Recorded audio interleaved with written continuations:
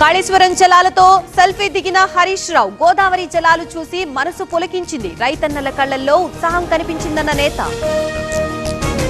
అసెంబ్లీకి విప్లని నియమించిన ప్రభుత్వం. శాసనసభ మండలి విప్లుగా 5 జీవో విడుదల చేసిన తెలంగాణ సర్కార్. జీవన్ రెడ్డి కాంగ్రెస్ లోనే ఉండాలనుకుంటున్నాం. ఎవరు పార్టీ వదిలి వెళ్లాల్సిన అవసరం లేదు. పార్టీ నిర్ణయం తీసుకుంటుందన్న పొన్నం.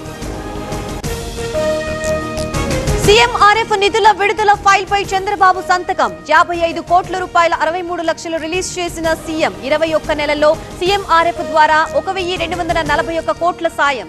అకాల వర్షాలపై సీఎం చంద్రబాబు సమీక్ష. రాష్ట్రంలో 1215 హెక్టార్లలో పంట నష్టం. పూర్తి స్థాయిలో నష్టాన్ని లెక్కించాలని సీఎం సూచన.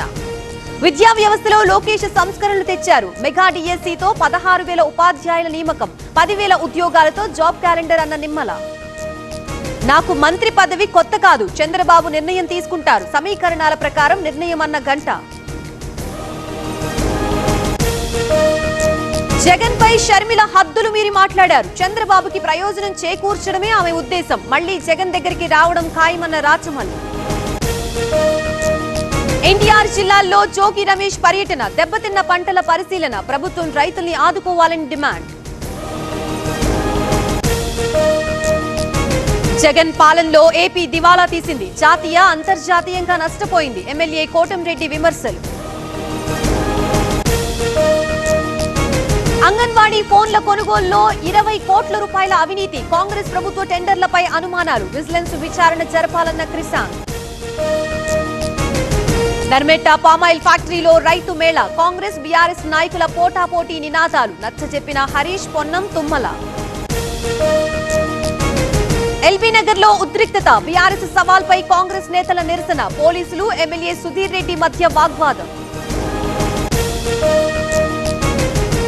మదనపల్లి ఫైల్స్ దగ్ధం కేసు. 2 నిందితులకి ఏప్రిల్ 1 వరకు రిమాండ్. చిత్తూరు జైలుకు తరలించిన సిఐడి. ఎల్పీజీ కొరత ఆందోళనకరంగానే ఉంది. ప్రజలకి ఇబ్బందులు లేకుండా చూస్తున్నాం. బ్లాక్ మార్కెట్ పై చర్యలు చేపట్టామన్న కేంద్రం. ఢిల్లీలో పాలెం ప్రాంతంలో తీవ్ర ఉద్రిక్తత. ఆప్ బీజేపీ నేతల మధ్య చెలరేగిన ఘర్షణ. ఇరు వర్గాల్ని చెదరగొట్టిన పోలీసులు. తమిళనాడులో ఊపందుకున్న ఎన్నికల ప్రచారం. డీఎంకే అభ్యర్థులతో సీఎం స్టాలిన్ సమావేశం. ప్రచారంలో అనుసరించాల్సిన వ్యూహంపై దిశానిర్దేశం. ఢిల్లీ ఎక్సైజ్ పాలసీ కేసుపై హైకోర్టులో విచారణ. ట్రయల్ కోర్టు వ్యాఖ్యల్ని తొలగించాలని ఈడీ విజ్ఞప్తి. తదుపరి విచారణ ఏప్రిల్ 2కి వాయిదా. ఢిల్లీ హైకోర్టుని ఆశ్రయించిన గౌతమ్ గంభీర్. వ్యక్తిగత హక్కుల్ని కాపాడాలంటూ పిటిషన్. రేపు విచారణ జరపనున్న హైకోర్టు. ఉగాది వేళ చిరంజీవి కీలక నిర్ణయం. పేద పిల్లలకి ఉచిత విద్య అందించాలని ప్లాన్. త్వరలో పూర్తి వివరాలు ప్రకటన.